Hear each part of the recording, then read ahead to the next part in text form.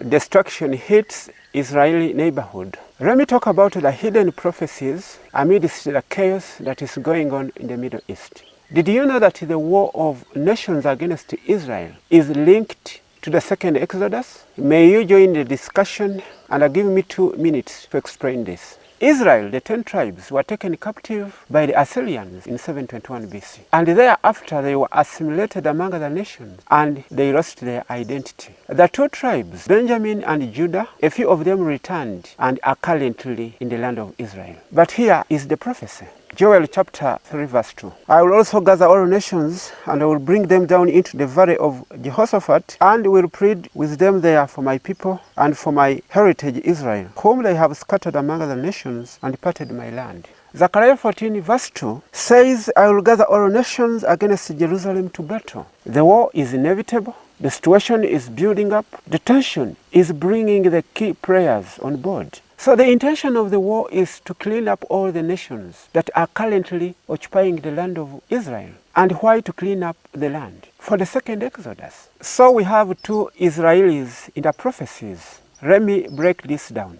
Abraham had 2 sons, Ishmael and Isaac. Paul says in Galatians chapter 4 verse 24 that these 2 sons are the 2 covenants, the old and the new covenant. Ishmael was born after the flesh. He represents the fleshly Jews. Isaac was born by promise, and he represents the spiritual or modern Israel. Therefore, the second Israel, those born by spirit, are going to have their second exodus from the nations into the land of Israel. That's why the Bible teaches that I will gather Israel out from the nations. Let us go to the beginning of the first exodus out of the land of Egypt. Israel chose war against her enemies in the conquest of the land. So as they left Egypt, they gathered at Mount Bashan, and that was the first feeding pasture in the wilderness, where they killed King Og, and they continued to Mount Carmel, where they camped, and that was the second feeding pasture. From Mount Carmel, they proceeded and finally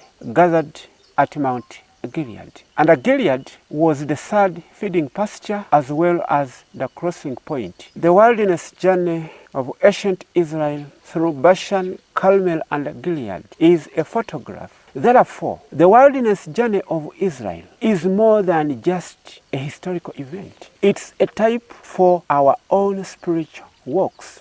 Micah chapter 7 verse 14. Feed thy people with thy rod, the flock of thine heritage, which dwells solitarily in the woods, in the midst of Carmel. Let them feed in Bashan and Gilead as in the days of old. So this is going to be the repeat in the time of the end.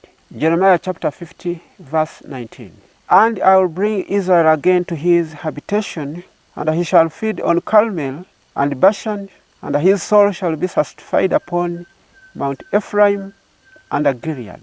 So here is your surviving package. The only people that are going to feed through Bashan, Carmel, and Gilead are going to survive. 2, they are privileged to be part of the second Exodus. 3, Israel is going to be restored to a world headquarters for the gospel, to go unto all nations, and the end shall come. So this war currently in Israel is not the end. This is going to be the 3rd and the last world war that the world is going to witness. The situation in the Middle East is one step towards home. All prophecies that Yahweh made to Abraham are to be fulfilled to Israel by promise. Ancient Israel was working out an example for us to follow in the time of the end.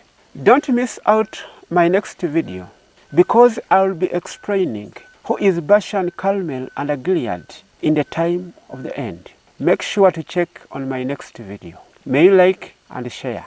Thank you for watching as always.